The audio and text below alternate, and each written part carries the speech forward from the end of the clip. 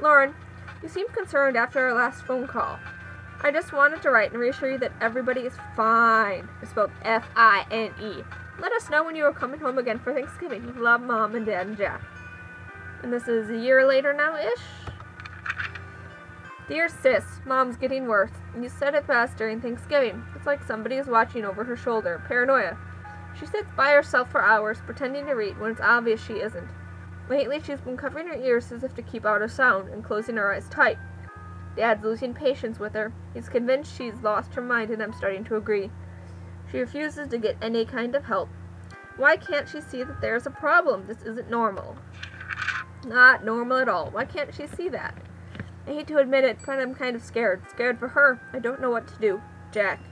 Wow, not Jacko anymore, just Jack. Second one. This is now 2 years, I guess, later.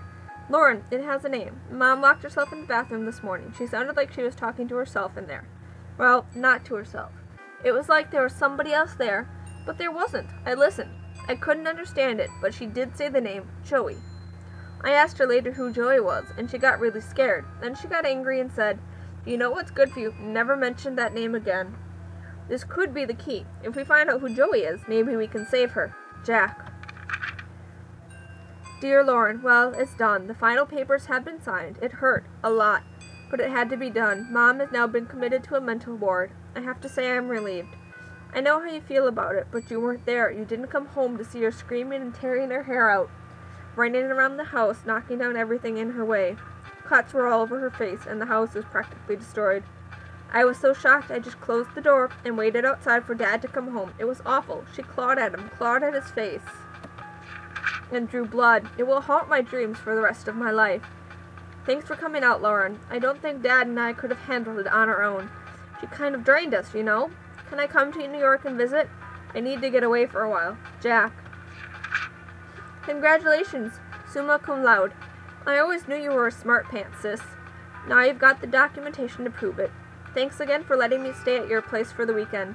It was just like old times, except you weren't smoking then. New York is an amazing city, and Columbia has a great campus. I can't wait to move down there in September, but until then, I've got to deal with our grumpy old man. He's insufferable as always. Ever since Mom, he's been hard to talk to and very hard on me. I should tell him you're smoking now. Maybe then he'll concentrate on you for once. See you again soon, Jack. And this one's now a couple years later? Yep, 2 years. It's eventually happened, Lauren, just like you eventually said it would. I'm in love. Her name is Maria. She's from Italy, and we met in statistics class. She asked if she could copy my notes because her hand was tired. We ended up having lunch, and we've been inseparable ever since. She's incredible. She's got the most amazing red hair, and I want you to meet her. I'll come by soon.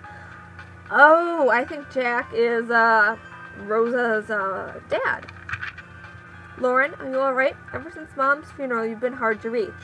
I know it's been hard on us, but it's been 6 months. I tried calling, but you never answer. I came by the door the other day, but you didn't open the door. Or I came by the other day.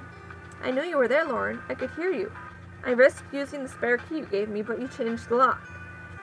Come for dinner on Christmas Eve. Maria is a great cook. We won't ask any questions, just come. Mom might be gone, but we're still here. I miss my big sister. Lauren, who is Joey? I went over last week to give you a Christmas gift. You didn't answer the door, but I heard you talking to somebody named Joey. Is it a boyfriend? Are you seeing a man named Joey? Is that why you've dropped off the map? Or is it something else? I don't think I need to tell you what. For God's sake, talk to me. I know you're annoyed, but I'm not sorry. I didn't want to do it, but you left me no choice. Hiring a private detective to follow you was the only option left. He told me some odd things. You won't talk to me, but you'll talk to total strangers. You go to every far corner of the city at the strangest hours, and you talk to yourself when you think you're alone. Don't deny it. He heard it, and so did I. Not that any of it made any sense. This alone is disturbing. Nope, a year later. Enough, but he saw you collapse. You were all alone in some obscure park in the Bronx when you just fainted. He was about to call an ambulance, but then he saw you get up again and walk off like nothing happened.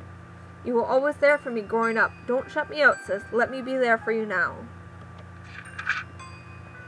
Jack, please stay away. Don't worry about me. There are things that need to be done, and I'm the only one who can do them. Don't ask me to explain. All I can say is that I understand our mother more than ever. She was never crazy, Jacko. Trust me on this and take some comfort in it. You've grown up and you've grown tough, and you don't need anyone to fight your battles anymore. You don't need me, but I'll always be your big sister, Lauren. I'm returning your letter because I refuse to accept it. No, you don't need to fight my battles. I'm not 14 years old anymore, but we are still family, and that's important. Especially now that Dad has died. Look, you obviously have something going on, and that's fine. I don't have to be involved if you don't want me to, but I still want you involved in my life. Maria and I are getting married in November. You are coming. No stupid excuses. Greetings from Greece.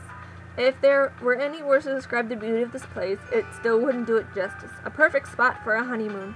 Things have been busy, as you can imagine, but I want you to quickly write to say that I'm glad you made the wedding. Of course, I'm still worried about you, but somebody has to be. You take care and stay in touch. Maria says hi. There are some pictures stuck to the back of this letter. Alright, I'll be looking at those in a minute. Dear Aunt Lauren, yes, Aunt Lauren, you're an aunt. I'm a dad. Maria gave birth to a beautiful baby girl. We named her Rosa Angela, after Maria's grandmother. She's so quiet, she hardly cries at all. I'm all set to spoil her rotten, but Maria says to take it easy. She looks just like her mother, and there's a bit of you in her eyes, too. And Mom and Dad, everything our family was or will be, this child is it. Life is changing so fast. I just want to hold on to this tiny creature, never let go. The future is an exciting place, and I have everything I could ever want. I don't want anything to change, ever. Jack. Dear Miss Blackwell, it is indeed within your legal rights to take custody of your 5-year-old niece.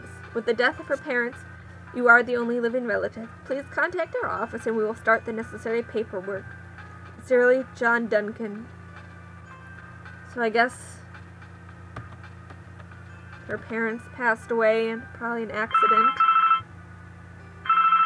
Let's answer the phone first. Hello? Rosangelina, hi. Hi, Bob. Thanks so much for submitting your last review on time. For once. Yeah. I've got a little assignment for you today. Assignment? Human interest, Blackwell. Suicide. College girl named Joanne Sherman. That's awful, but... You know the Brittany house, the NYU dorm? Yes, but... Speak to some people on her floor. Get a word in with the roommate. Listen. Speak to the RA too, and hey, see if you can score a picture of the girl. But I don't do that stuff. I write book reviews. Versatility. Time to get out of your comfort zone. Jeremy's over at City Hall covering that strike, so you are it. Get cracking. I hate him so much. Is freelancing for that stupid paper even worth it? Well, I guess it keeps me writing, but... Oh, whatever. I'll just go over there and get it done. It's not like I don't have enough death in my life right now. Let's add some more, shall we? Maybe this isn't a bad thing. It's like being a real reporter. Sort of. My old notepad should come in handy for this. And the notepad comes into play. Got notes. Alright, let's take a look at the photograph. Auntie Lauren? I don't want to ruin the picture. I don't want to ruin the picture. I don't want to... Alright, fine. But that's not a bad picture. Her auntie's very pretty and her mom looks so happy. Alright, let's take a Christmas photograph. Let's see, that must be Big Sis Maria and Jacko, maybe? Or is that Mom Maria Jacko, or Mom Big Sis Jacko? Or Lauren, I mean, and Jacko. Looks at everything there, and I got notes. All I know about Joanne is that she was an NYU student who killed herself. Alright. We have an assignment. And you know what? We're gonna save that for next time.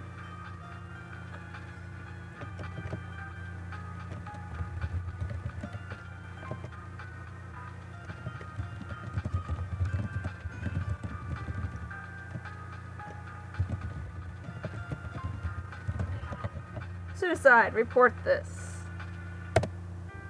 Let's save, and then, yep, saved it, and I will end it there for now. Thank you for joining me. Have a great day.